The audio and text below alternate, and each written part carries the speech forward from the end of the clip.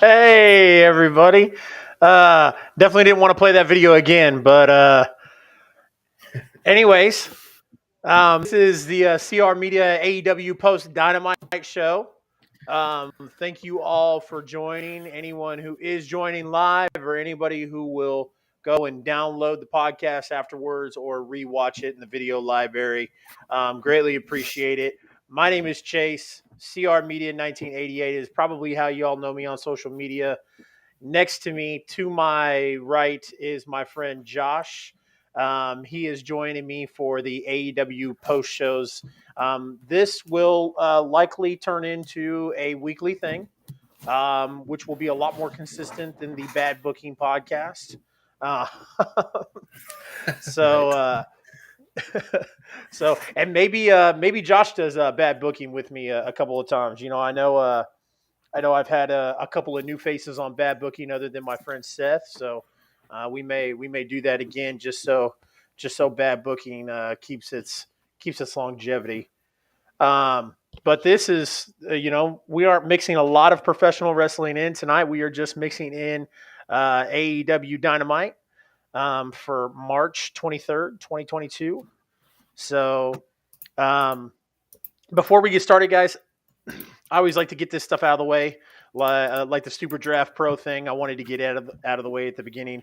Also, want to get out of the way the usual. If you do not follow CR Media 1988, I would greatly appreciate it.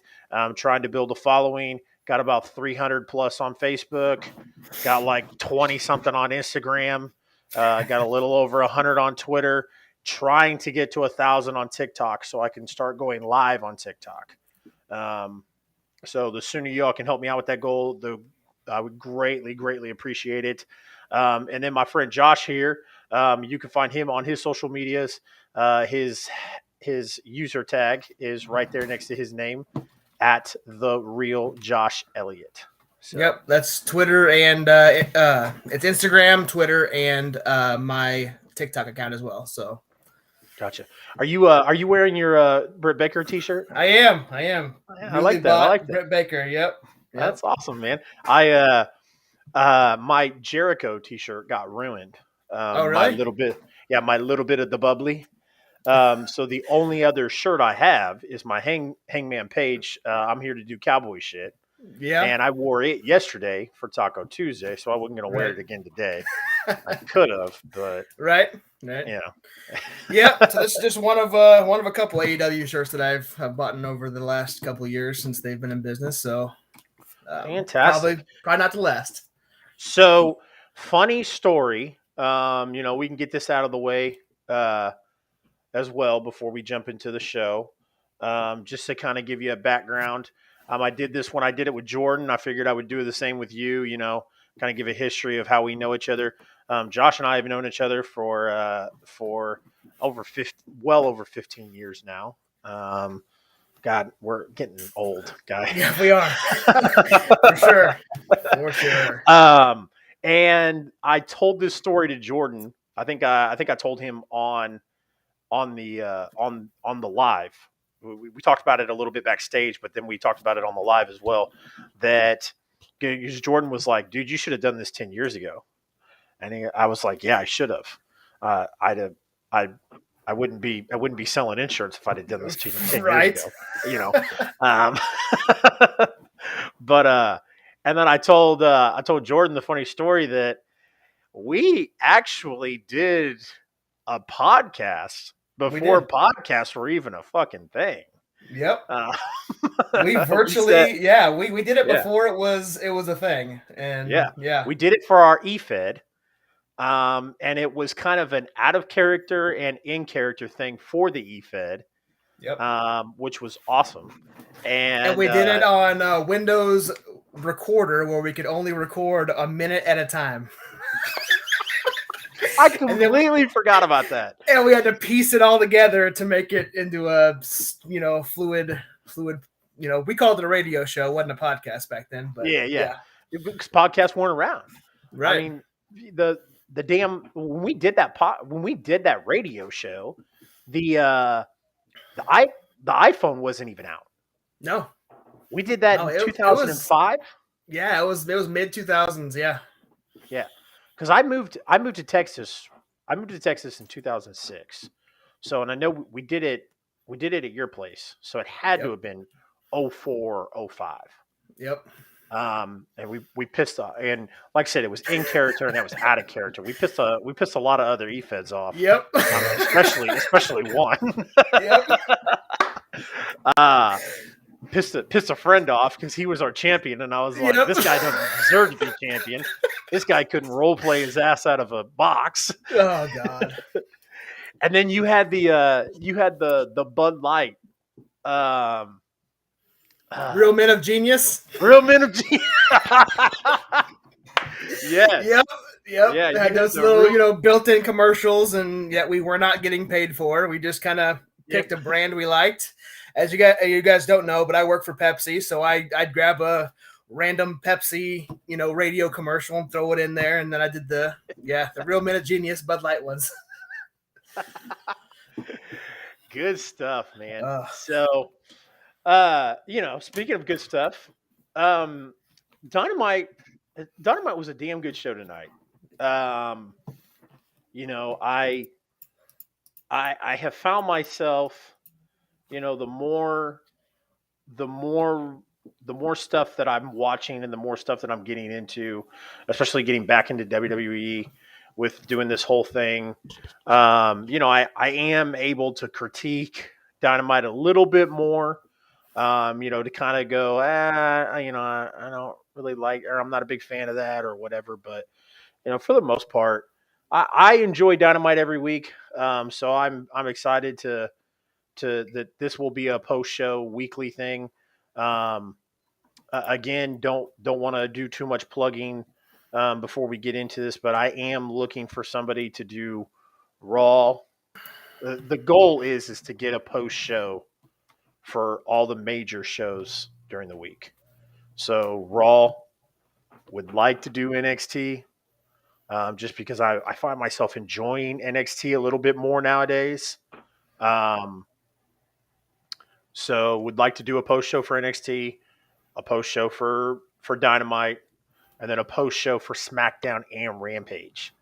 That SmackDown and Rampage one's going to be a little hard to find somebody who wants to do, because it's going to be a long show because we're doing That's a 3 hours. Yeah, I couldn't imagine it being longer than the Raw one, but Right. But yeah, that's what I would like to do. I'd like to kill two birds with one stone. I probably shouldn't say that. Probably not the freshest thing to say, but crush two blocks with one hammer, and do Rampage and SmackDown, Dynamite, NXT, Raw. That's what I would like to do. So I know you are not privy to watching WWE's product, so I will not force you to sit through 2 hours of SmackDown to do that with me. But I will tell you that SmackDown, I don't know if I would. Would I say that SmackDown is the better of the three shows? It's got Roman on it, and Roman is one of the best things in WWE right now. I'm not as privy onto it, just because I'm a little worried that WWE is going to WWE this Roman Reigns thing. And long story short, like I said, we need to get into Dynamite, but I've got a theory that WWE is going to have Roman hold that title for 2.5 years straight. And if they do that, it's going to get stale. He needs to lose that title at WrestleMania to Brock. And then he can pick it back up in a few months or whatever. But Right. Anyways, Dynamite was a good show. We started off with CM Punk versus Dax. What a banger of an opener, I'll tell you. It was. Number one, it was nice to see Dax get some one-on-one action. Anytime the FTR guys get to do singles, it's always a nice little treat. They are predominantly tag team wrestlers. I do prefer them as tag team wrestlers, but this was nice for a change. Um, it was also nice to see CM Punk win with the Anaconda Vice. I Yep. thought that was a nice touch. Um, I And what I can't, FTR is, as you said, we prefer them as a tag team, and it's been announced already that FTR. I know this isn't Dynamite, but they are. It has been announced that they are facing the Briscoes at ROH Supercard, that and is that correct. match is. I am extremely excited for that because I am not. I haven't been. I haven't watched too many Briscoe matches, but I've heard a lot of good things about how good they are, and I already know how good FTR is. So that Yeah. match, when that happens, is going to be phenomenal. Yeah, yeah. I mean, you don't have to see too much of the Briscoes to know what you're going to get with the Briscoes. The Briscoes are legend tag teams on the independent scene, really big with ROH. So it just makes sense that, of course, they're ROH tag team champions right now, but it just makes sense that they would be at Supercard. It's a shame that they're not in AEW for whatever reason. Right. I've we've all read online of what the reason might be. There's no confirmation to that. No solid proof to that. It's all strictly rumors. Right. Speaking of strictly rumors, the FTR, their manager Tully Blanchard, had made an exit on another episode of Dynamite, and there is hot rumors going around that a potential replacement for a manager for FTR is Bret the Hitman Hart. Really. One of the reasons why I love FTR and I love CM Punk, and Seth and I had talked about this, is we all talk about this, in our own private accord, Right. when we talk wrestling, and we've also talked about it. Seth and I have on Bad Booking that Punk, since his comeback in AEW, he has done a marvelous job of telling stories in the ring, and not just telling stories, but he'll do it as callbacks. And Seth Seth calls them his love letters. And it's funny because I heard Seth call those that before anybody, like, now everybody does it. Everybody's like, oh, this is my love letter to so and so. This is so and so's love letter to Shawn Michaels. This is so and so's love letter to Bret Hart. I heard Seth say that before. So, Yeah.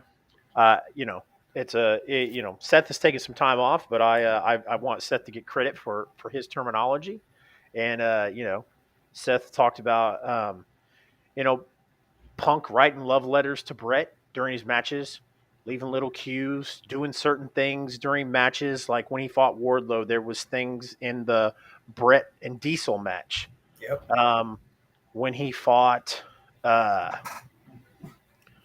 when he tag teamed with John Moxley, there was things that there was spots and the outfit Punk wore that he wore in the ring with Dean Ambrose in WWE, stuff like that. Just Yep. callbacks. The Piper thing in the chain in the dog collar match. So callbacks were an awesome part of this as well, because Dax went for the sharpshooter twice. Got it on him the second time. After the match, Punk tweeted out, I love you," or "I love Bret Hart more." Just as kind of like a, and then Right. Dax replied to him and said, "No, you don't." So it's very interesting um, to see if they bring Bret in ahead of, because obviously we're getting the Owen Hart tournament in the next month and a Right. half ish. I think it's going to be in May, Mhm. which would be crazy because that'll be like the 23rd anniversary since his death. Death of Um, '99. Yep. yep, and so it'll be very interesting to see if we get Bret around that time.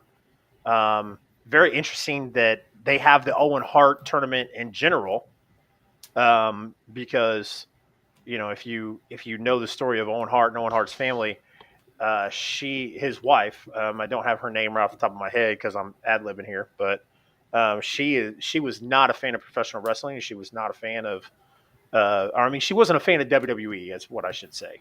Right, but for her to So, come around and allow AEW to do this tournament is huge.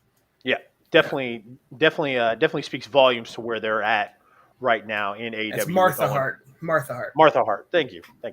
Yeah, man, it was a crazy starter. It was. Like I said, I enjoyed it.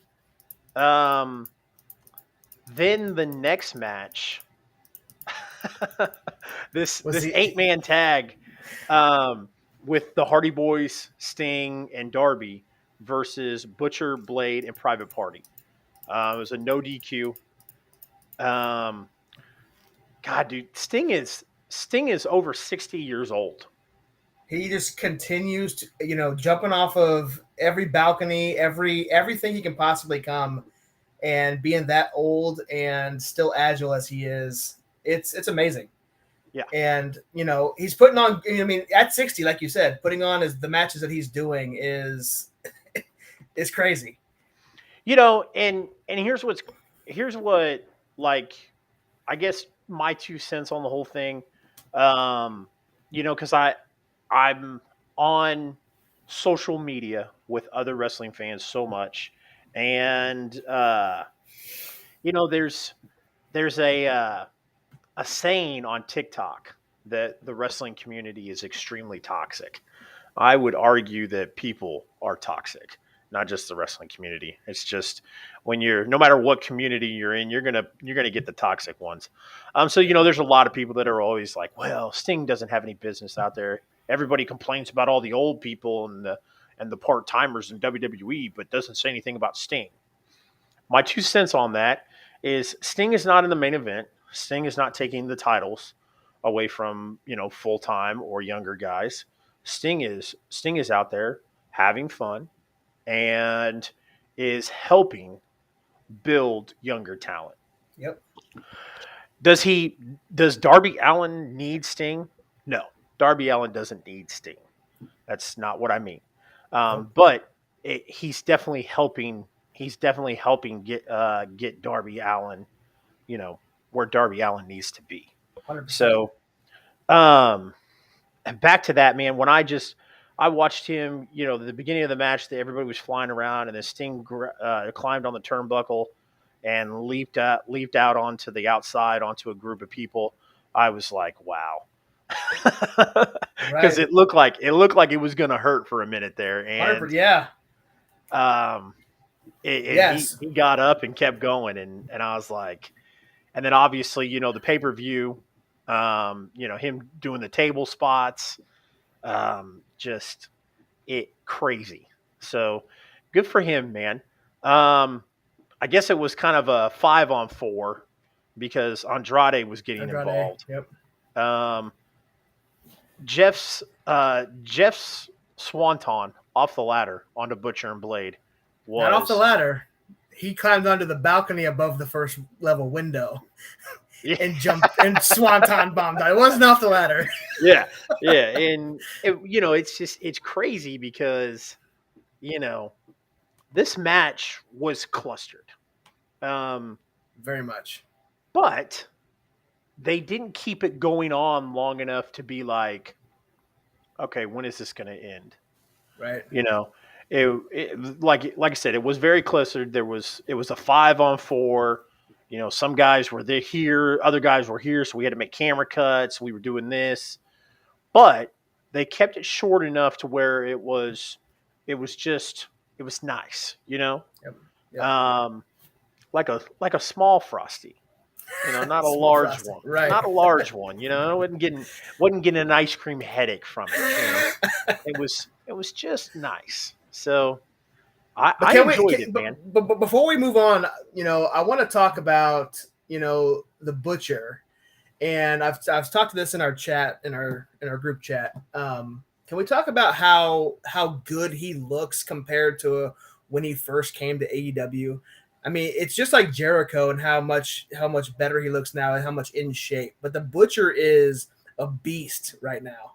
Like he He is, is man. toned and he is fit and he's much better, as an appearance look than what he was when he first came to AEW. Agreed. Yeah, he has toned up, and he, you know, I mean, I can't speak for those guys. I I could imagine that, um, eventually doing it as long as Jericho has, or as long as the Butcher has. Um, Obviously Butcher has been doing it as long as Jericho has. I'm not 100 too privy on how long that looks, Right. but I would imagine, like I said, I'm not going to speak for those guys, but I would imagine you get through, or you get to a point where you just kind of go through the motions. You know, life gets in the way. On the road, doing that whole thing. So, like I said, I would imagine that the time spent on the injury gave Butcher an opportunity to look at his health and get better at it. So, um, same with Jericho. Uh, you know, um, Jericho's on those cruises enough. I'm sure he maybe uh, you know wanted to look better in a bathing Yep. suit. So, Yes, sir. so yeah, this match was short and sweet. I liked it. Um, definitely, definitely excited to see the Hardy Boys, um, and Private Party in more of a 2-on-2 match. Yes. Hopefully we get that soon, and not this big huge cluster thing. Right. Um, I The next match was Moxley and Bryan versus the Varsity Blondes. Very quick, to the point, like it should have Very, been. very. Yep. Um, you know, Again, on out in wrestle social media, um, there is a there is a few that will complain that the varsity blondes, are not getting their shake. I I think, uh, if if it was me, I would say they're not there yet. They're No, still they're still really green, and um, they cannot talk. right. If it was me, and this is just me shooting the shit. This isn't on my lineup, but if it was me, I would turn both of those guys heel, and I would put them with a good talker manager, like a Tully, who was a good talker. See, FTR didn't need Tully. So, see, a Right. tag team like the Varsity Blondes would need somebody like Tully They that would could do excel the with him. Yeah. that could do the talking for them, and they could be a heel tag team, and I think they would be great at it. I 100%. think it would definitely help them excel. But they are just, you know, So I agree, and I think they have the in ring, especially Pillman Jr. He was featured last year in a pretty high spot. He had a couple good matches that were he main evented a couple shows, and I think yeah, he's eventually going to be there. But I think you're right. I think if they get a good mouthpiece for that team, that yeah, they can excel for sure. yeah. And Junior did have a decent promo. He needed some work again. That was last year.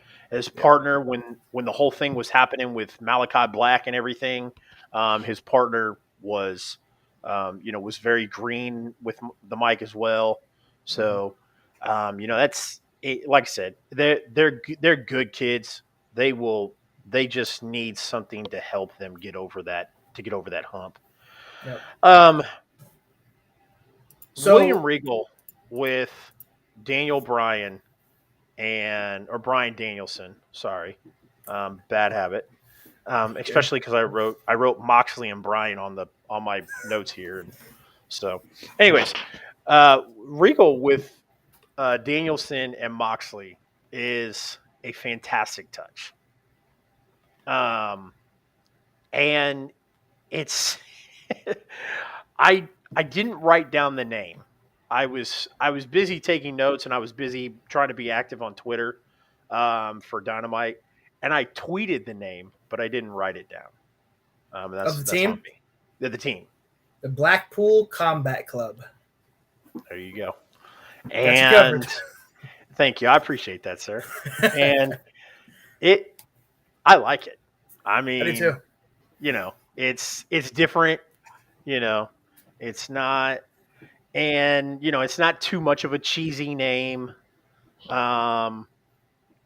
Sometimes, especially like in the past, the past 10 years, WWE was really bad about doing this, where they would just try to find like cheesy ass names to put on their tag teams, yep, or their stables. Instead of just maybe I'm weird, but I was just a fan of just saying, hey, this is John Moxley and Brian Danielson, or hey, this is Daniel Bryan and this is Kane. Coming to the ring, Daniel Bryan and Kane. I'm cool with that. right. You don't got to give them a weird name like Team Hell No. That was weird to me, No, I agree. Yep. And I may be in the minority because I know at that time, tag teams and groups were such at a low where people were like, we want them and we want names. And like I said, I had no problem. I like groups, stables, tag teams. I like it a lot. Let's chill out on the weird names. If you don't have to search and dig for a cool name. If you can't find one, Chase and Josh works just fine. It doesn't have to be, right. Team Hell No or the Cena Nation or whatever they had. My question to you, and I know this, there's a promo later on in the show. Will Wheeler Yuta ever be a part of that? What do you think? I don't know. I think right now what they're going to do is they're going to make that group so appealing that people want to join. And they're going to be like, no, you're not good. You're not good enough. Yep. I think that's going to be kind of the angle. It doesn't mean that that's exactly what it's going to be. And if it's not, cool. Invite some people in, bring some people in if you want to. I am totally okay with this Blackpool stable, and it being more than just Moxley and Danielson. I'm totally cool with it. But if you want to keep the heel aspect of it and let them go in and, say, hey, want to join? Just kidding, you're not good enough, and then beat your ass, I'm okay with that too. So that's probably what's going to happen. I think they're going to put him through the ringer for a while, and then they're going to turn for sure. Yeah. So another thing about that Moxley and Bryan match versus the Varsity Blondes, I don't know if you've noticed or not, and like I said, you, Seth, and I talked about this and privately. Julia Hart still is milking that eye injury from Malachi Black. Yep. And we've toyed around with the idea of her joining them. I don't know if she'll necessarily join them, but there is something about that. They're playing something about the eye, about her attitude and her demeanor changing since she got the miss. So I just thought that was very weird. Yep. No, and like we said in the chat, this is something that, if she does end up, that's something we're expecting, is if she eventually does join Malachi, then, it's something. It will have something to do with the eye and the miss that she got, but her attitude has definitely been different than what it was when she didn't. So, but yeah, I mean, I agree. This Blackpool Combat Club, I think, is going to be a fun thing to watch for the next coming months. Yeah.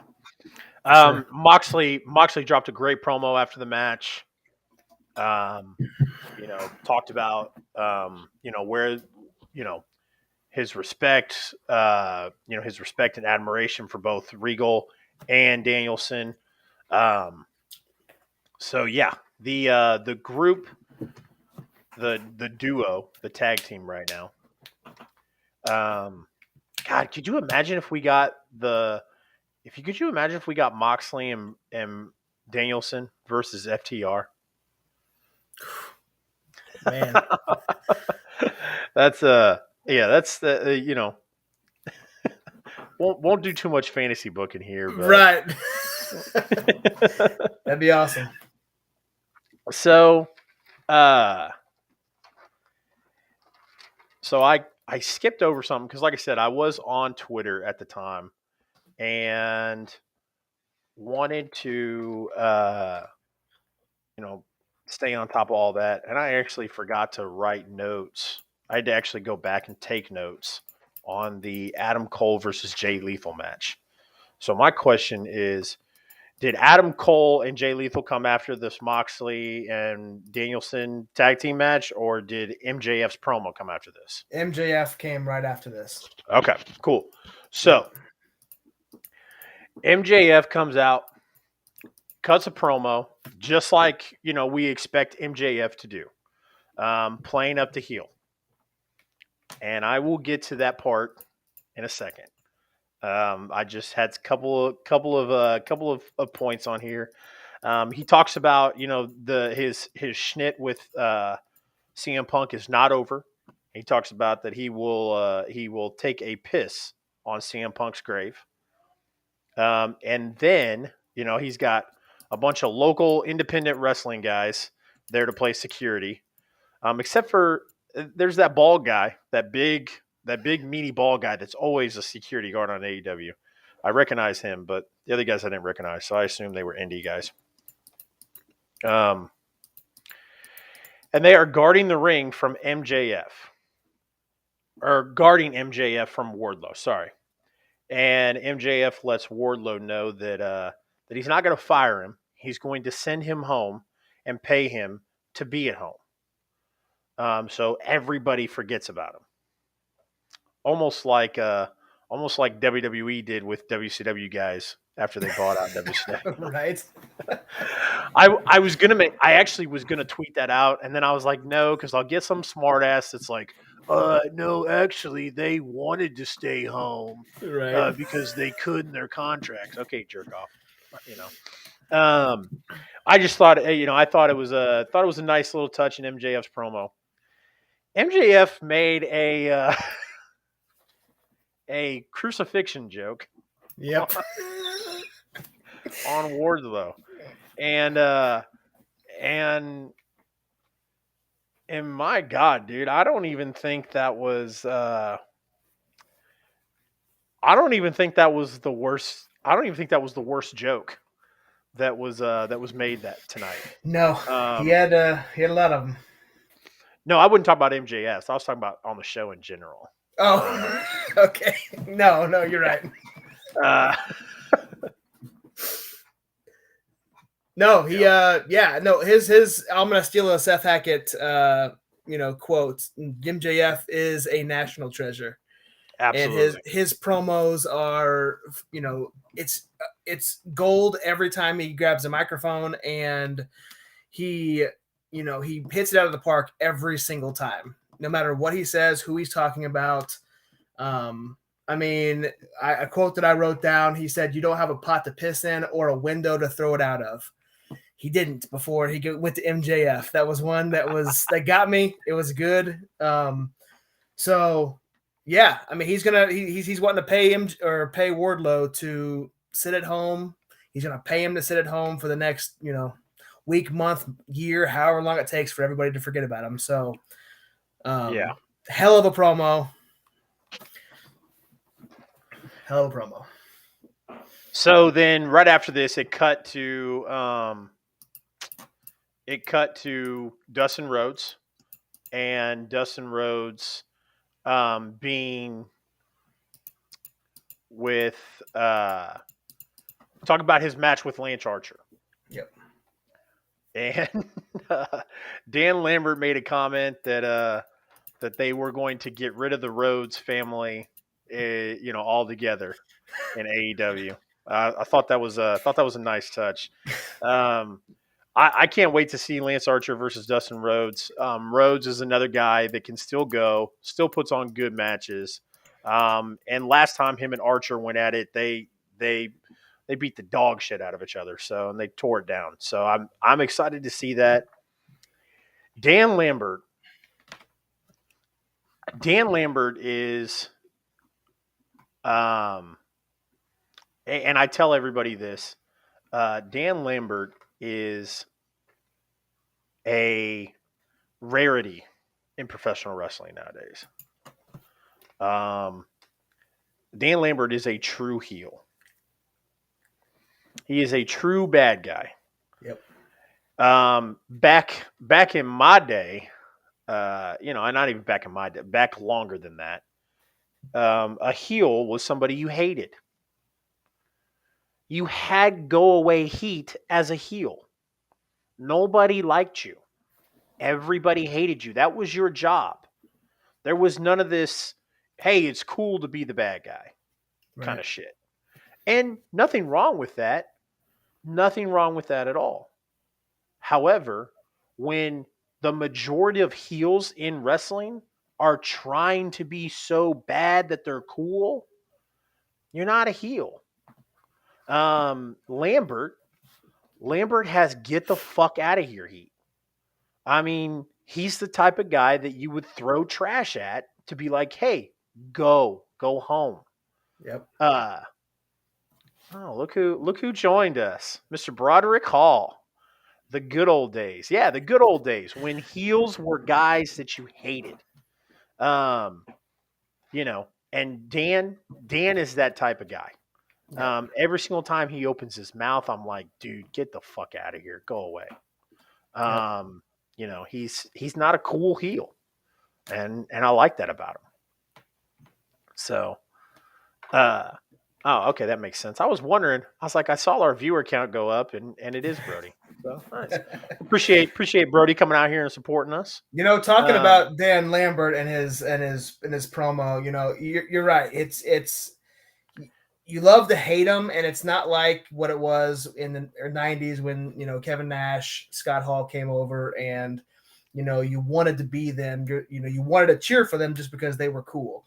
Yeah. Dan came in and it's almost like, and I know I hate to say this, but because she is similar to a Vicky Guerrero, to where she comes out and you absolutely cannot stand her when she speaks, when she comes out, she screams, and she does this later on tonight. We can talk about that, but exactly the same thing. So, yeah, I couldn't agree more. And Dan does a great job for America's Top Team, and he's going to be a great mouthpiece when Paige Van Zant finally steps into the ring. He's going to be a good mouthpiece for her. I'm excited for that, man. I know a lot of people aren't, especially with out in the wrestling community, out in on wrestling social media. Everybody was pissed because Ronda came back, and and Ronda's doing her thing in WWE, and they're kind of giving the same treatment to Paige, and I'm excited for it. I guess I've kind of drank in the Seth Kool-Aid, where I kind of like these MMA fighters jumping ship to pro wrestling. So yeah. But so the next segment, the next match. So this was the Jay Lethal and Adam Cole match, correct? Yes. Okay. Yep, that's next match. Yep. And see, in my original notes, I skipped over and started writing notes for Sammy and and tie. But we'll get to that. Um, yeah, man, Adam Cole and Jay Lethal. Again, not to make a too big a too many references to wrestling social media with people. But there's a lot of people that give AEW flack because they haven't used Adam Cole right, and then they finally gave Adam Cole a title shot, and you think those people would shut up about it, but they don't. Now they're all harping on Jay Lethal. Like, why is Jay Lethal not being used? Jay Lethal's been wrestling on Dark. So this was very nice to see Jay Lethal get on the show and have an opportunity. I love that. I love that they didn't have Adam Cole beat him straight up. That there was some fishy business there. It doesn't it doesn't look like Cole squashed Jay Lethal that way. Yep. They had a good match, and Cole is utilizing Red Dragon Undisputed Era, which I love. I love how they have continued their chemistry and their partnership. And and Seth and I talked about this as well when O'Reilly showed up. They kind of had that attitude like there was still some animosity between Adam and Kyle O'Reilly, and they were like, we're going to squash that, and we're going to get back to doing what we do as a team, and that's take over. So, um, very it was a damn good match. Like I said, I thought Jay looked really good in it. And then Cole afterwards cutting his promo about eventually getting back into getting back at Adam Page and working at getting the title. So that it's not just a one and done for Right. Cole and Page, that they're gonna meet again. Um, Let me ask you this, ad libbing here because this ain't on my notes. Uh, I like talking about these situations instead of making videos on TikTok to argue with people. This way, it's just you and I don't have to worry about arguing with anybody, unless Brody wants to chime in. How has What are your thoughts on Paige's world title run? I loved the build to hell yes, Brody. I love the build to get the title, and when he finally won, I was ecstatic. I was excited for him, and I was pumped up that he actually won the title. And it hasn't been a terrible title run so far, but to me, and I'm coming from somebody, this is my first podcast. This is but to me, as far as his promo ability is a little bit of a miss to me. And I'm not sure if it's just that he's not comfortable doing it, and just some things doesn't come off as as fluid as some of the other guys. Like Adam Cole can just come out there and talk. MJF, Punk, I know those guys are really good in the mic, but that's really his only downside. His in ring ability, I think, is fine, but his promo skills are a little bit down. I would 1,000% agree with you, man. So, Paige, I have enjoyed Paige's title run. And when we went to Dynamite, and I don't know if you remember or not, but you, me, and Seth were talking in the car on the way to Dynamite, and we had mentioned, or Seth had talked about, it's the chase. Yep. For Paige, and that was kind of like what I've thought about the past couple months is was Paige just built for the chase once he got the belt? Because I think for me, what would have been better for Paige was to be the drunken cowboy that he was after he got the title. because I think his mic skills and his promos are better when he was playing the drunken cowboy than Yep. when he is being this, super good guy. He just he doesn't fit it very, and there's not a lot of guys that do. Right. Um, you know, Punk has been Punk's promos have been kind of a little bit because he's playing the over the top good guy. Um, and uh, I assume Brody says hell yes to me unless he's a really slow typer. So, um, but so I would have liked to have seen Paige do that. Paige's matches have been um, it, and I will say it. I might clip it and watch people beat me with a stick about it. But I think Paige has had better matches than Kenny did when Kenny was champion, and that's how I feel.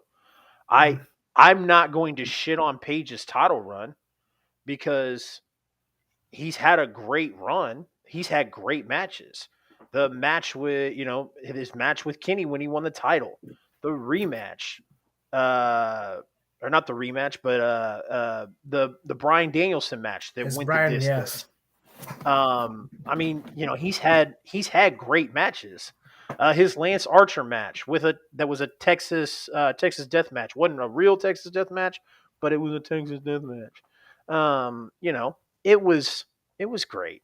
He's had phenomenal matches, Yep. but his he just I think that they should have moved him away from Dark Order, and um I think a really cool story for Paige would have been watching him not be able to handle the success, and he slips back into being the drunken cowboy, um, Yep. and finds a way to win matches come hell or high water about it. So Yeah.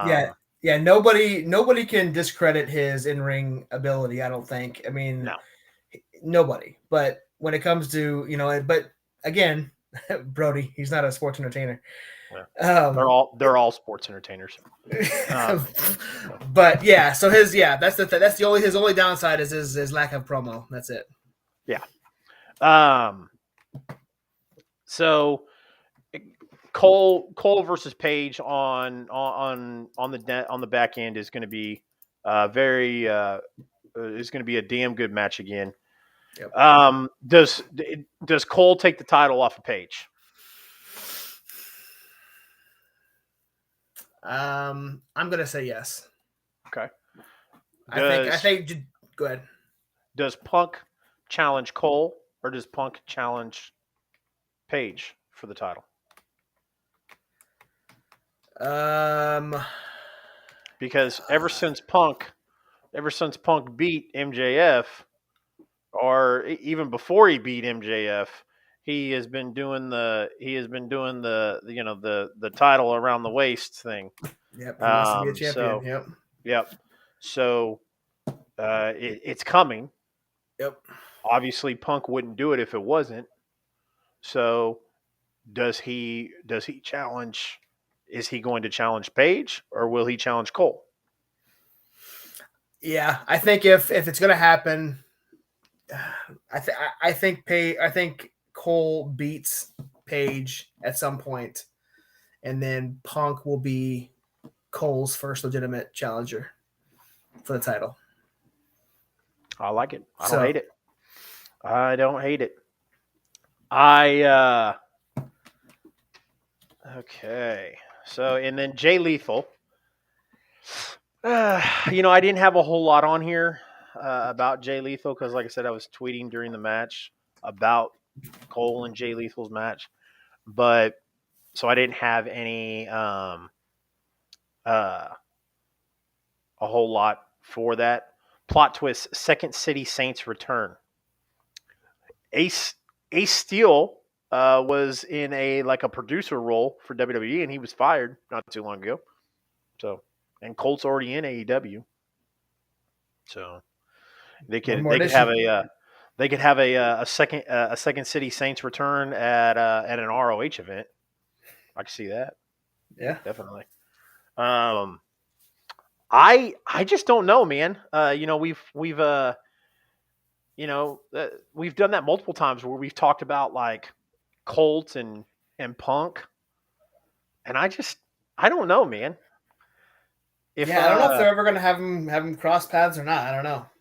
Yeah, I don't know if they would want to. Yeah. I mean, that would be like that would be like you or me taking this podcast and going and selling it to like Spotify and making a bunch of revenue off of it because I had the great Josh Elliott on my podcast, and then you getting mad and suing me for it. Right. So I don't know. Like I said, it would be definitely be a thing because I'm glad Brody said that because I was going to bring up ROH with um, Jay Lethal, and I was going to say that I'm Is he? hoping Go ahead. I'm hoping that there's not a lot of details released about this ROH thing. Tony has made it clear that he plans on booking it, so he is going to run ROH. It is not just going to be a video library, and the reason why I'm emphasizing on that is because there is a lot of people out in wrestling social media, and I plan on clipping this show and putting these clips out there to let people see that Tony has made it clear that he plans on booking it. He's not just going to buy it for the video library. Um, and he didn't buy it with contracts. He waited till contracts expired because why would that's a bad business decision for somebody to buy somebody's contracts when you didn't write them. Right. Plus, it costs less money.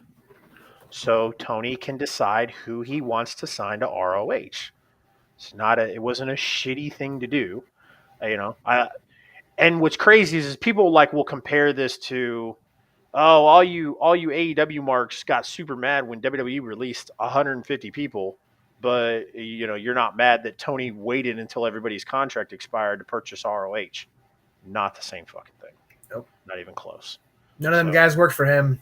yeah, So those guys. By the way, ROH took a hiatus because they didn't have enough fucking money to continue going. So yep. those guys weren't going to get their contracts renewed regardless. So, and Right. exactly what Brody just said, he can resign. He can resign the talent if need be. Yes, he can sign them to the contracts that he agrees to. Yep. Because as we've seen with when another company bought a wrestling company, where the wrestlers' contracts were intact, the wrestlers got to call the shots instead of the promotion that bought them. Yep.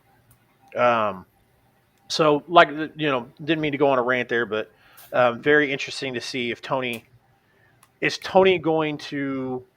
Do you think Tony will keep ROH as ROH, or will ROH become the NXT Black and Gold of AEW?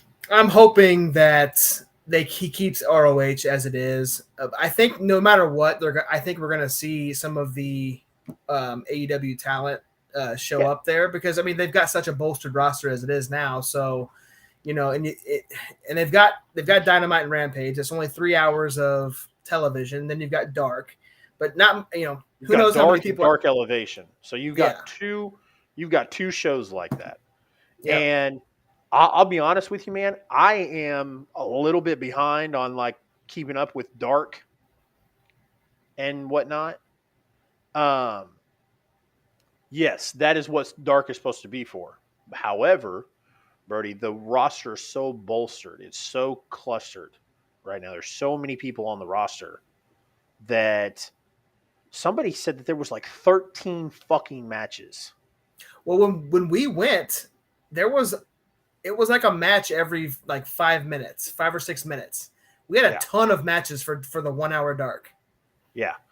I I didn't feel like it was 13 though. So, like somebody No, I was I was in somebody's stream and somebody was like, "Yeah, there's 13 matches on Dark," and I was like, "What?"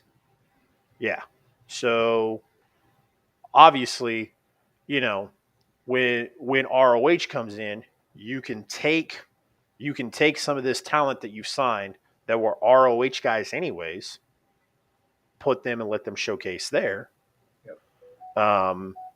Still keep Dark and Dark Elevation for local local indie guys, which would be fantastic. You can showcase them there, and if you like them, you can move them to ROH or you can move them to AEW, whatever you prefer. Because that's kind of what we've seen on Dark is local indie guys getting a shot, but I mean they're getting squash matches. Yeah. Girls are getting squashed by uh, Nyla, and then guys were getting squashed by Wardlow or Miro. Well, let those guys come on Dark and Dark Elevation and shift them to ROH if you elect to keep them or whatever. So very interested to see what the future of ROH looks like. Tony faced a lot of criticism for Supercard because Supercard was it is the weekend of WrestleMania when WrestleCon happens, which I'd really like to go, but it doesn't look like I am. Um, I really, really want to go, but anyways, so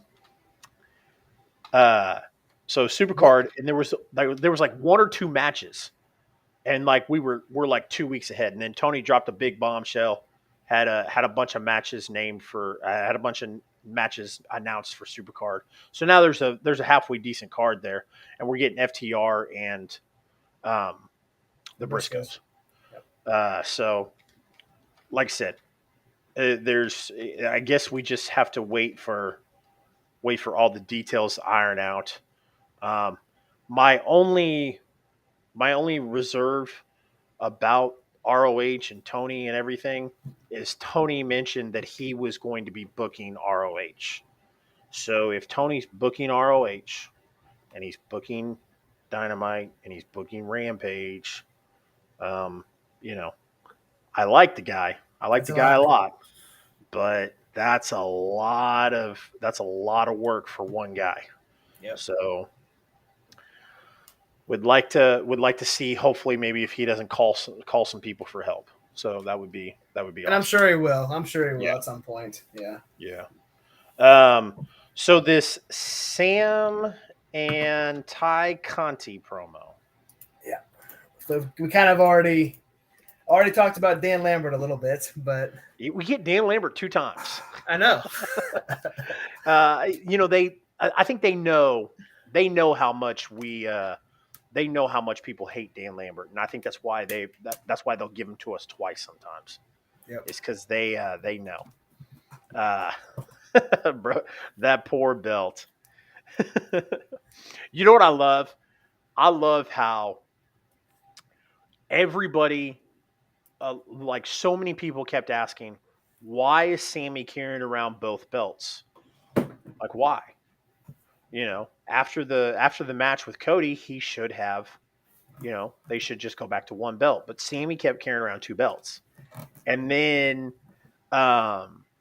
Sammy loses the belt to Scorpio, and Scorpio's got one belt, and Dan's got the other belt, which is hilarious because I don't know if you know or not.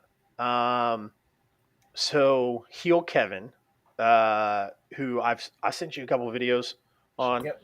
On TikTok. Yep. Yeah. TikTok. Heel Kevin does a lot of like belts, like collects belts and gives them away and stuff like that. And he did an interview with Dan Lambert, and I guess Dan Lambert is a humongous, like a big like wrestling belt collector. He's got a bunch in his collection, which is really cool. So I thought that was funny that Dan walks around with that belt, and he's probably got 4 copies of. He's probably got all 4 different variations of the TNT Championship at his I'm house. sure. Yeah. Uh, And then there was a Sean reference in Sammy's promo, and I've seen Sammy do a couple of Sean things, which I like. Back when Sean won a Slammy, he said something a little bit, verbatim. I will give you the best show you've ever seen. You will get the absolute best. You know, somewhere along those lines. Couldn't tell you word for word, but I'm pretty damn sure Sammy said it word for word about about same thing that Sean said. And like I said, I've seen Sammy do a few other Sean references, so little subtle references. I like those. I like little callbacks. So Yep. thought that was interesting. Um, Dan, Dan, talking about Paige's OnlyFans. Um, Well, he told us why Orange Cassidy always likes to keep his hand in his pockets. yeah, So there's that. yeah, and you know, like I said, man, the MJF that wasn't as bad as the MJF talking about the crucifixion comment, but it was still pretty. Like I Yeah. said, it wasn't. Neither one were the worst on this show yet. We will get to it. Um, the belt comment, which Brody made a comment. I'll show that comment again. That poor belt. Um, and I showed you. So Sammy made a comment, like, "Hey, we've done, Ty and I have done nasty stuff with that belt, so have fun, hope you washed it when you got it, and stuff like that." And then Ty went on her Twitter and shared a picture of them naked in the bed with the belt like covering them, and was like, just in case you thought we were joking. I was like, oh gosh. Or Uh, lucky, pending perspective. Agreed. oh man, that's funny. Yeah, So I didn't catch that reference until you shared that she posted that picture of it. So yeah. that's Well, funny. and so at some point we're gonna get. It sounds like we're gonna get Scorpio Sky, and Paige Van Zant versus Sammy and Ty. Ty Conti. Yep, Yep. that Yep. should be a good match. Hopefully. Uh, speaking of Scorpio Sky, Ethan Page has re-signed with AEW. Saw a lot of criticism about that as well. That he hasn't been used. He's getting lost in the shuffle. I don't think these guys would resign if they felt as strongly about that as wrestling fans do. I think that you know I think that they know that there is something that's going to go on in the future to where there is going to be enough airtime for them to be spread out. Yep. Like I said, whether it's moving, splitting the roster up, between ROH and AEW or whatever the case is. I don't think these guys would elect to say, okay, I want to resign. You know, if I want to resign, even though I know I'm not going to be used. Or maybe those guys like collecting checks and not being used. I don't know. But speaking of good talent, Isaiah Swerve Scott cut a promo on Ricky Starks, and him and Ricky are going to fight for the FTW Championship on Rampage. Yes. I might be in the minority here, but I could give two shits less about that FTW Championship. No, the title itself, I agree. I don't understand why it's still even being carried around and being acknowledged. I mean, I get it at the beginning of Team Taz, but right Yeah, now it's pointless, and I agree with you on that. The match it's a itself, go ahead. oh but yeah yeah. I mean, I could carry you. You could put shit on a pole Right. and put Ricky Starks against Isaiah Swerve, and or against Swerve, and I'll watch that shit all day long. Yeah. But saying, "Oh, hey, it's for the FTW championship." Yeah. It's the title. From the title hasn't moved from Team Taz since Brian Cage dropped it to Ricky Starks. So it doesn't hold any value to me. Titles create Right. easy angles, agreed, but titles have to mean something for it to be a decent angle. If it's not, if it doesn't hold any value, like the FTW Championship, that title is only valuable in Taz's mind. That's why, to me, the only person that should hold that title is Hook. It's Taz or Hook. Is Yeah. Hook. Yep. Bring on the European belt. Brody loves him some European Championship. Yes, he does. You know, yeah. For anybody else that'll listen, and like I said, I will clip this, and I'll make a clip out of this one too. Brody is a longtime childhood friend, and Brody has always been a supporter of the European Championship. If WWE brought back the European Championship, Brody would have a fucking shit fit. Yes. He would have a splurge fest. So I uh, I am not a huge fan of the European Championship. However, and he's correct, and the lightweight championship and the European Championship. Um, I am not a huge fan of the European Championship. I am a huge person against too many titles. Um, One, maybe two, fine with me. Fine with me. I I don't like a bunch of titles because then it's like, you know, they start handing them out like participation trophies. Right. Yeah. They start losing value like the FTW championship. And WCW had the same thing back. They had the world, the United States, and then they had the television, which the television really had hardly any value there, especially toward the end when Nitro was starting to go downhill. You know, Yeah. at one point it was, but it wasn't there at the end. Yeah. And I mean, like if you've got a huge roster like AEW does, I another title doesn't hurt.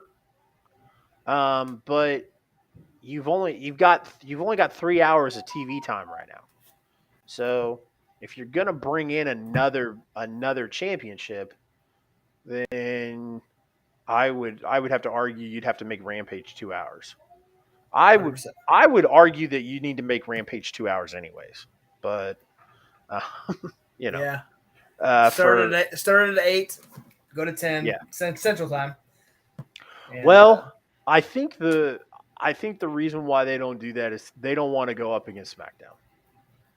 yeah, that makes sense. And right now you don't. No. SmackDown is WWE's most popular show.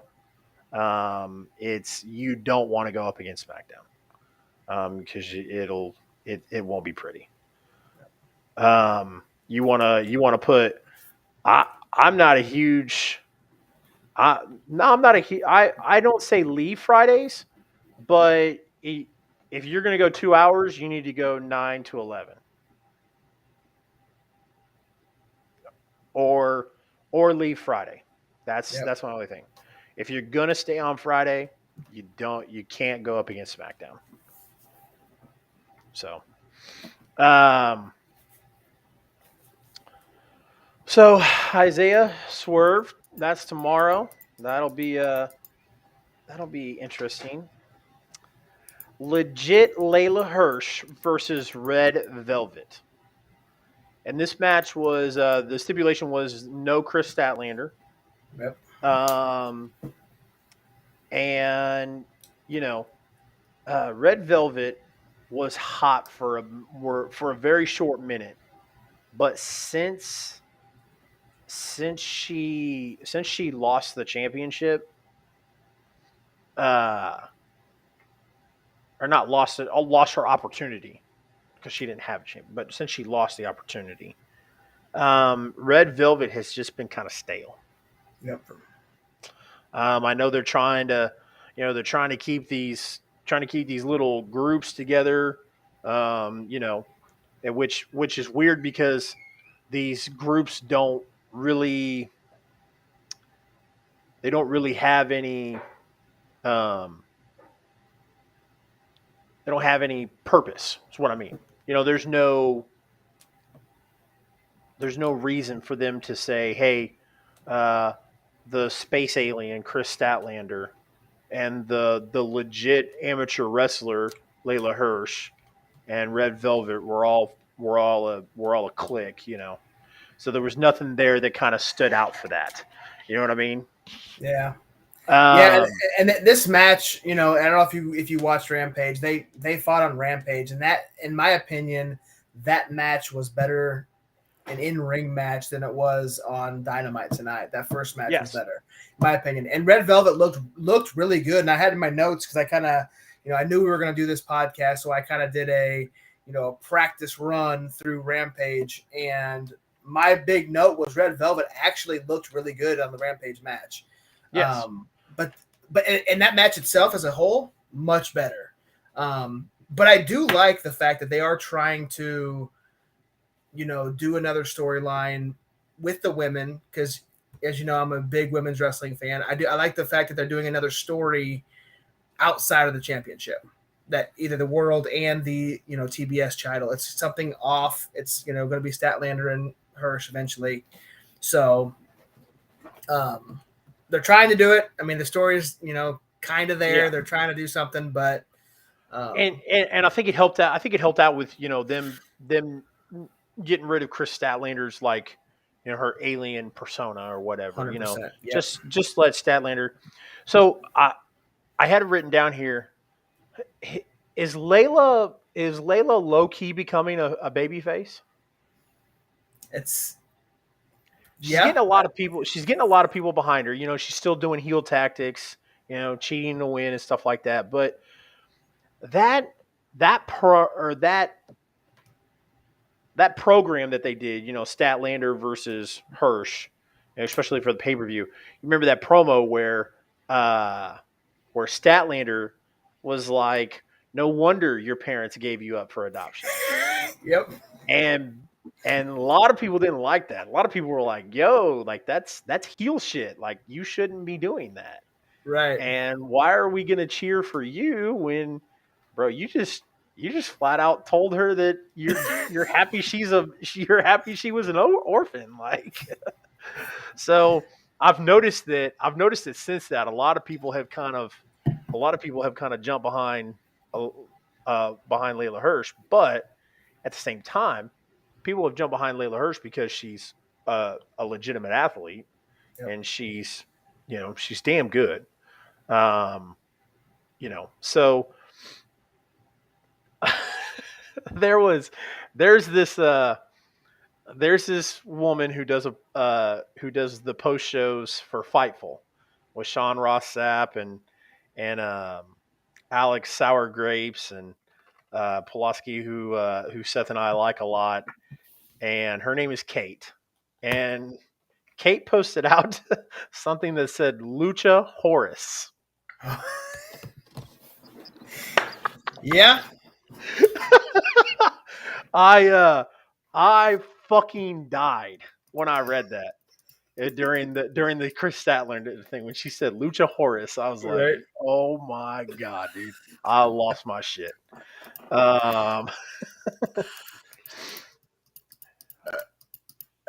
So then after the match, Chris Statlander came out. They did their thing. The Jade Cargill promo. I didn't pay too much attention to this promo, except for at the end when she said, "Tony, cut the shit." Yeah. Go ahead. I tweeted Tony too. I said, "Hey, cut the shit." Yeah, no, that whole promo was just basically, everyone's trying to figure out because she's what 29-0 right now, right? Yeah. I believe so. The whole thing is everybody wants to know who's her 30th opponent going to be, and it was just her building up, saying, don't worry about who I'm going to beat. Worry Yeah. about the Worry about what. celebration Yeah. of what's going to happen when I win. Get my celebration ready. Yeah. And I popped when she told Tony to cut the shit. Yeah. it got me, man. Yeah. So then we get to see Tony again. Yep. Right after. Two interviews in a row, with Thunder Rosa. And so I guess, yeah, I had it written down here. Do you like Thunder Rosa as champ?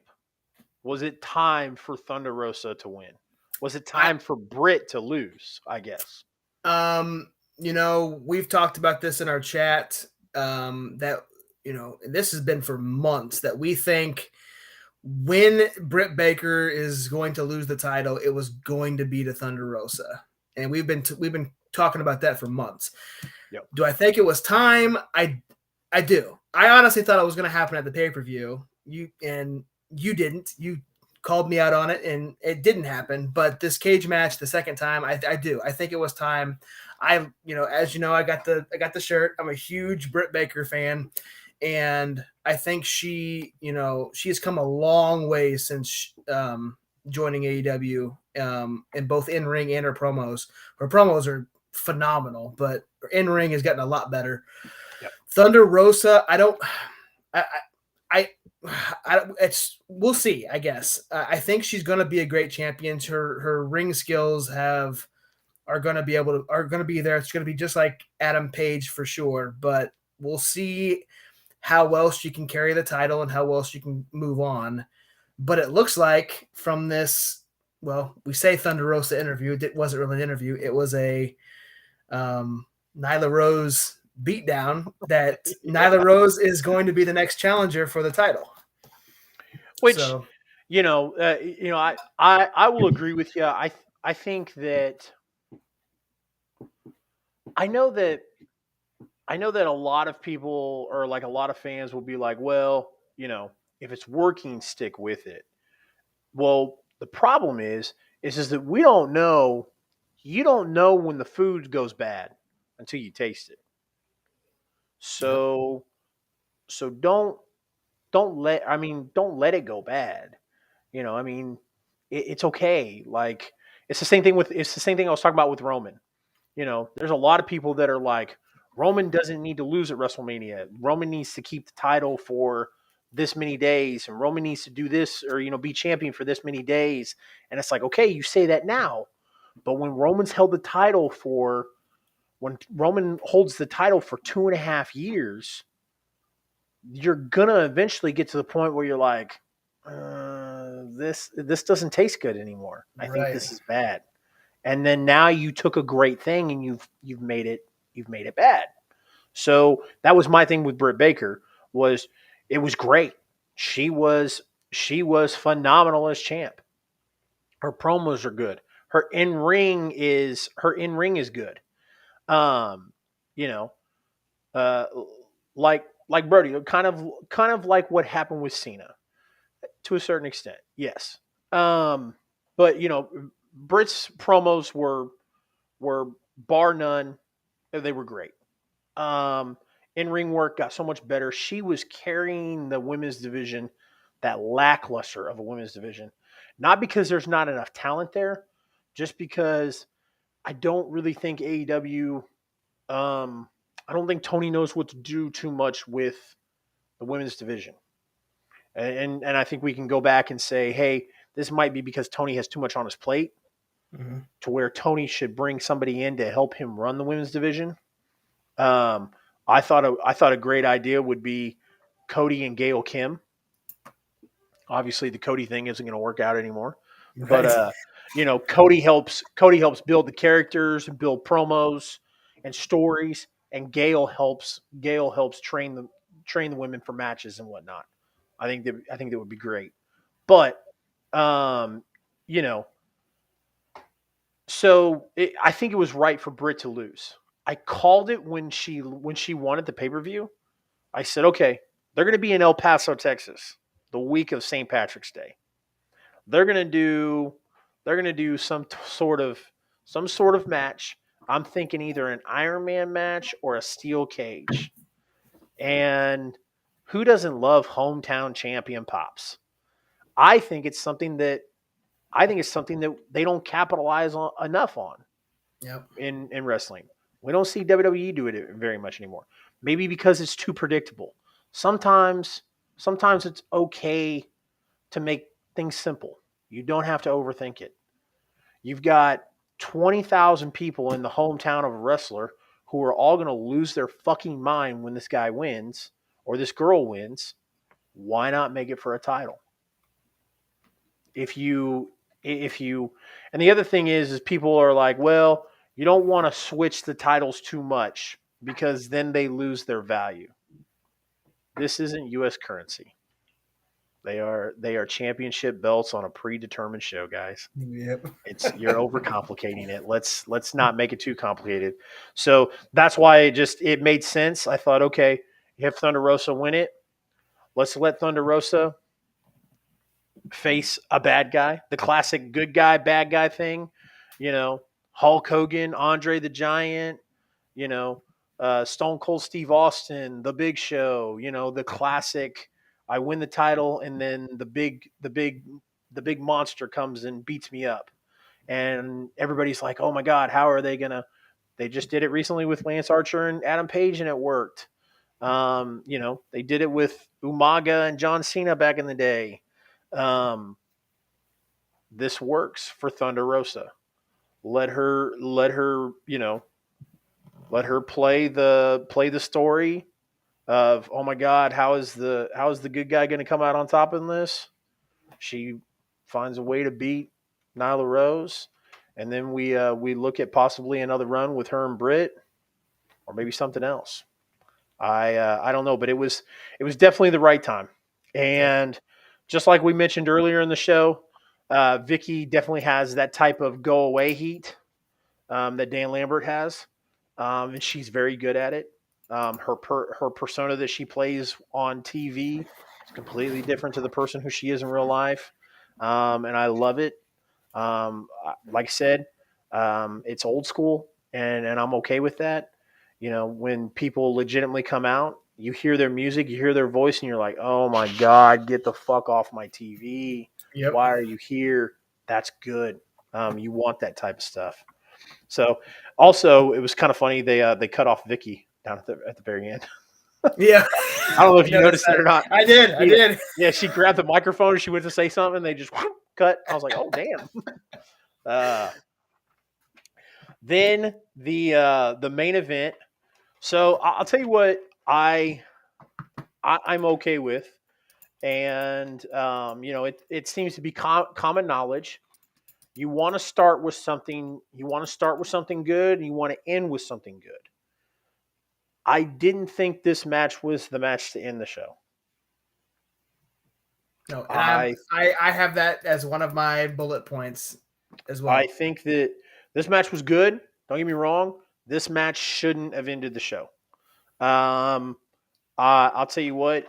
Kind of looking at everything here, I would have ended the show with CM Punk versus Dax, or the 8-man tag. Leave one of those as the opener and put the other one as the main as a closer, and you got 2 solid matches there.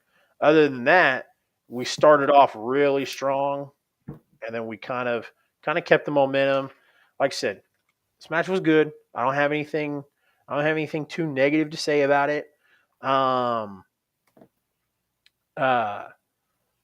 It just I don't think it should have ended the show. No, I 100% agree. No, and then and it ended kind of Jericho hit Reynolds, right? Alex Reynolds with the bat, and then he put him in some sort of inverted. Excalibur called it a scorpion deathlock. I don't know what that was, but I don't think it was I don't know. Maybe it was, but it was weird. It was yeah. I had the same thing too. I love me some Excalibur. I love Excalibur. He's he, I love Jr. There's a lot of opinions about Jr. Jr. should go home, et cetera, et cetera. I Mhm. still love having Jr. It's just nostalgia with me. Yep. I hated it when WWE got rid of him. I thought that was dumb. I still love Jr. However, Excalibur is right there. If Jr. left, then Excalibur would become my favorite commentator in AEW. But I thought that was I was like that's not a Scorpion Deathlock. No, not even close. And if I'm being nitpicky, ending that match on the Scorpion Deathlock when Dax went and tried to do The sharpshooter. the sharpshooter earlier in the show. Maybe maybe I'm nitpicking, like I said, but um, I thought the John Hungy, the John Silver picture from 18 years ago with him and Jericho, I thought that was a cool touch. So Um, I did have a note. So that happened earlier in the night.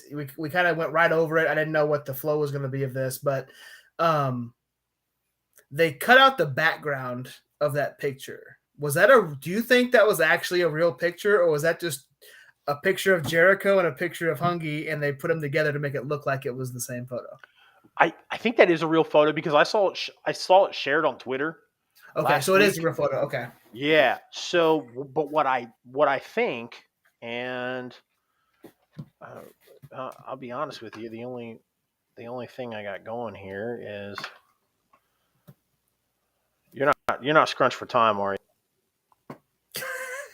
No, it's 11 Okay. o'clock. I know I'm normally in bed 2 hours ago. It's all good.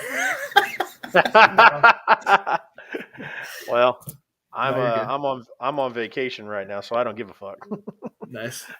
um, okay, because I think, and this is what I'm looking up right now, is I think that picture was at like a WWE event, so I think that's why they had to cut it out. Man, you might be right. Because Jericho looked like he Um, was he was a lot like I don't know. It'd be interesting to see what it looks like because he looked like he might have well, if been it in his was, late WCW days.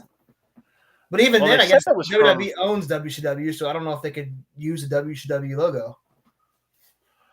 Well, they said it was 18 years ago. So if it was 18 years ago, that'd have been about Yeah, 2004, yeah, you're right. 2005 ish.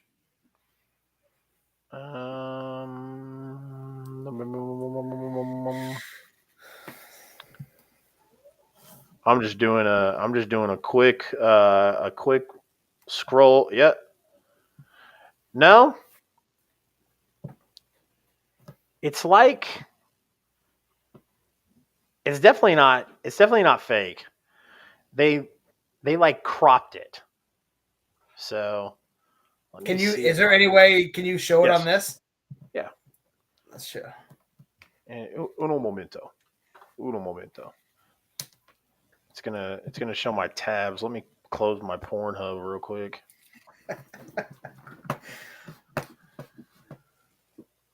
All right. Boom. There it is. So it looks like it's taken in front of a. It looks like it's taken in front of like A black window. glass or something. Yeah. Yeah. But I will tell you what is interesting. John Silver's arms have not grown in length since he was that age. I'm sorry. Nope. I I shouldn't have I shouldn't have said that. Uh, Uh, I'm fat. So if I can accept the fact hey, that I'm fat, I can accept the fact that John Silver has short fucking arms. you and me both, brother. So that was definitely a cool little touch that they were able to kind of bring that into the aspect of the match, storytelling, the kind of stuff I get off on. Um, I will tell you what irritated me, that that Aubrey kicked the Dark Order from ringside, and we still had outside interference from the Jericho Appreciation Society. Yeah, yeah. Yeah, if you're gonna fucking kick one group from ringside, They both kick should be. both of them. They Yep. both got to go. That's the whole point. Like, if shit's getting fishy, then they all need to go. That was a pet peeve of mine. Like if it was like a manager, and the one manager got kicked out, that's okay. Because that's just one manager. But Right. you kicked out a group, and there's still another group there at ringside. I just thought that was weird. I was like, you should have just kicked both of them out. But again, I'm nitpicking.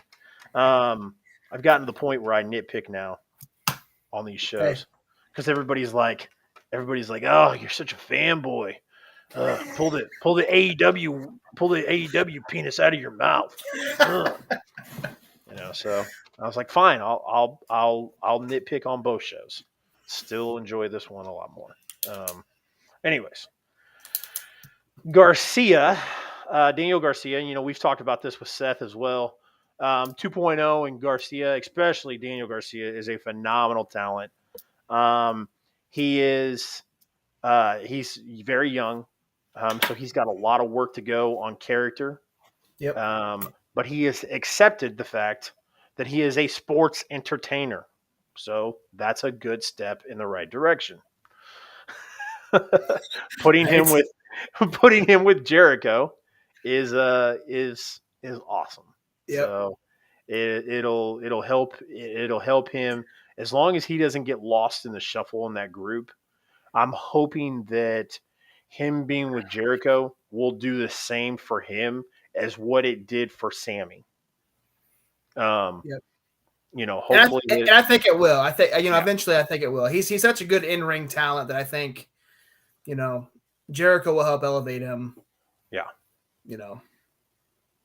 And to kind of back, not really backtrack, but I was talking about John Silver and making fun of his arms and stuff. I should have said this then, but regardless of John Silver's look or anything like that, because that's kind of like been the complaint is he just doesn't have the look. He's too small, like short wise. He's a phenomenal talent. And I thought him kicking out of the code breaker made him look strong. They didn't make either one of these guys look weak. It was a damn good match for them. Like I said, the only complaint I had is I would have put this match in the middle of the show instead of closing the show with it. Right. Nope. Or started the show with it, I guess. Yeah, it wasn't a bad match. I think it would have been No. fine at the beginning. Yeah, and I agree with your your take of having the Punk Harwood match end it because that was clearly in my opinion the best match of the night. Yeah. Outside of the 8-man tag, which had a lot of spots in it, but it was kind of a cluster. I think if I had to book it, I think I would have started with Punk and Dax still, and then maybe had this match not after it, but maybe in the middle of the card, and then I would have ended the show with the 8-man tag. Like after all the craziness, after Sting flying around, Jeff jumping off the balcony. I think it would have been a good way to end the show. But like I said, nitpicking. That wasn't a bad show at all. It was a damn good show, and I'm very excited to see where some of the storytelling on this stuff goes, and so. Yeah, no, I think I think overall the show, each match had a good flow to it. There's a couple, squashes in there. That the Mox and Danielson match, it went pretty quick, which, like I said, it needed to. I think the Cole and Lethal match, looking at it from afar, that match could have been booked. Them two in a legit, straight up match with no outside interference is money, just one-on-one. And that match, I would have booked if it was just me. Could have booked it at the end of the show and could have been a hell of a match. Yeah. Again, the story built to it. It makes sense of what happened and how they ended that match, so it's not a big deal. Yeah. But there is a lot of people.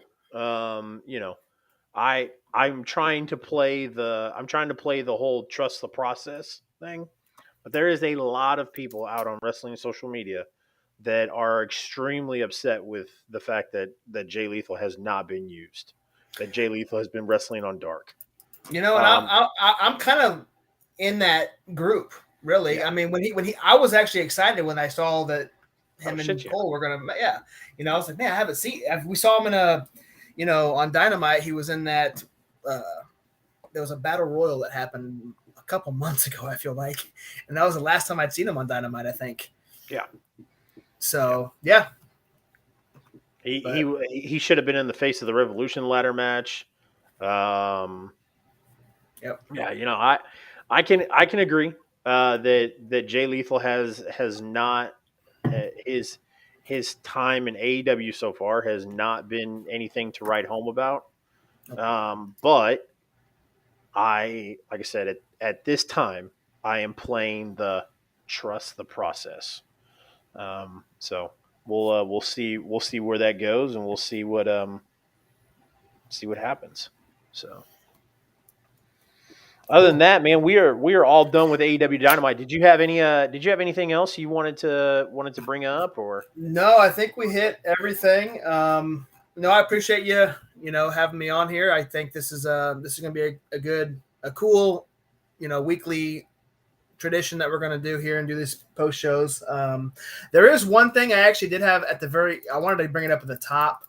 I wanted to kind of see what your thoughts were. I got a notice or a deal on my phone from the Wrestling Observer, and this doesn't have anything to do with Dynamite, but it's about AEW. So AEW Double or Nothing for 2022 has set a new record for the largest gate for any non-WWE event in North America.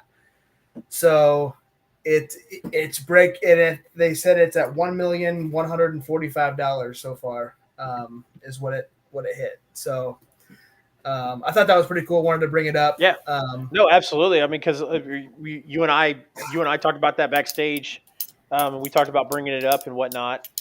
Um, I was waiting for you, and then if you didn't say anything, I was going to jump in and be like, I was going to be jumping in and kind of take it from you. I was going to be like, oh yeah, hey, did you hear about Double or Nothing doing great buy rates? Yeah, That is huge because, like you said, that is the first time since that a non WWE, so that means WCW yep, and New Japan, all those have done that well. So yep, that's huge news, and that's great. That's pushing towards the right direction and where they want to go. You know, everybody has to remember that this company is less than 3 years old. I mean, yeah, well, the first event was in 2019, right? yeah, So, I mean, we're right at the brink of 3 years old. And we're talking about them, you know, and this is a different situation. I mean, if you come to a guest spot on Bad Booking, we'll talk wrestling instead of talking weekly shows.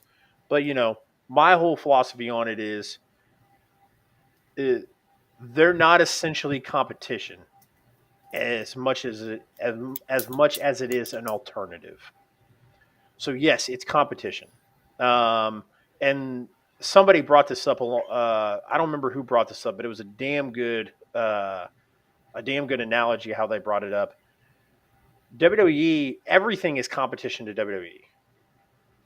Even reality shows, football, sport, any type of sporting events. That's why when Monday Night Raw competes with Monday Night Football, American Idol, all that, everything is competition when you're on TV and you're fighting for ratings.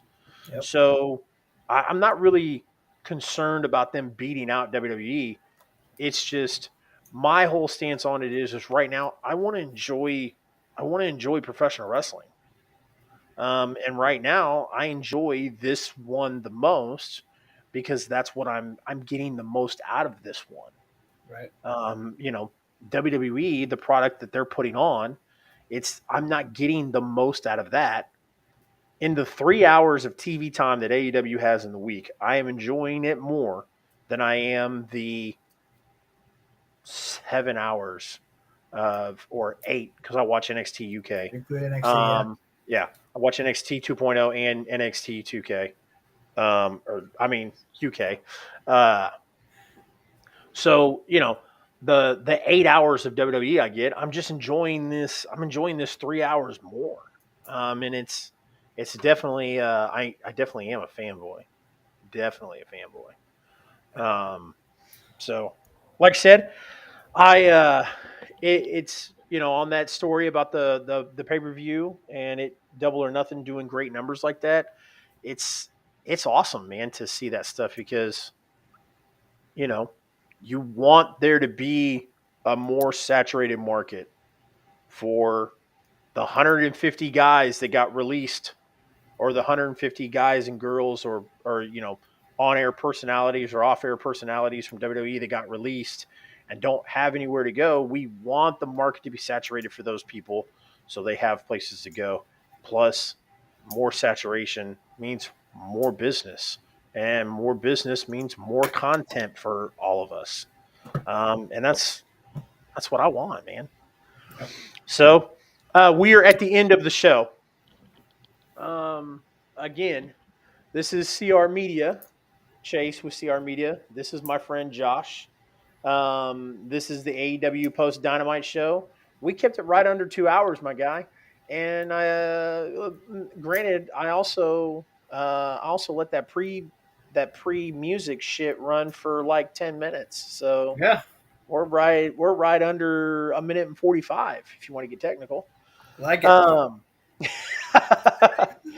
so hopefully we'll find a way to shorten these down a little bit. I don't have a problem with them being this long, but I No, know. I'm good too. We covered everything in depth, and that's kind of what I thought was going to happen. So Good, if good. they're hour and 45 every week, that's good with me. It's good with me too. Um, Again, social medias.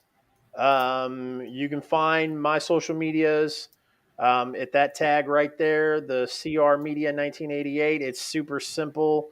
It's so easy. Even a caveman can do it. You search that, you're going to find me on Facebook, Twitter, Instagram, YouTube, Twitch, and TikTok. Would appreciate a follow or a like on all those, especially the TikTok one. I am trying to get to 1,000 followers so I can go live on TikTok so I can saturate the market. Well, Hate to put you on the spot here, buddy, but yeah. are we going to do bad booking? Well, we'll see. We'll Okay. see. I Bad, don't. We'll yeah, we can talk about it more. I'm very interested in it for sure. It's always something I've wanted to do, a podcast, and we'll see. I don't want to. I know your co-host is Seth, and I don't want to take over for him. I could just be the fill in until everything's. He wants to come over and take back over, but yeah, that's what I was referring to because I yeah, mean, I got to keep the show going, and I can't talk to myself for 2 hours. why not? No. I guess I don't know if you saw that video I sent you, but that's the reason why. So No, I think yeah, we'll definitely I'll definitely think about it for sure. I mean, if we want to do okay, this and bad booking, I think we might be able to do something like that. fantastic. So then the only other thing you and I can talk about that later off air. The Mhm. only other thing I will bring up, I like to do, or I would like to start, promoting, um, you know, promoting independent wrestling things and also promoting some of our friends and their businesses and what they do and whatnot. I will Yep. start that off on this show by saying on April 9th, there is a local St. Louis and Kansas City wrestling promotion called DWF that Josh and myself will be going to. Um, they are going to have local independent wrestling beauties such as Jeremy Wyatt, Dak Draper, um, and a few others. I'm ad libbing here, so I didn't have a list of the ones that put on there. Yeah, But you can go on Twitter. I will promote it on Twitter and watch it. Like I said, it's going to be April 9th. It's going to be the weekend after WrestleMania. So I will get to go to some sort of live wrestling that month. So it'll be my early birthday present. So I'm kind of excited about that.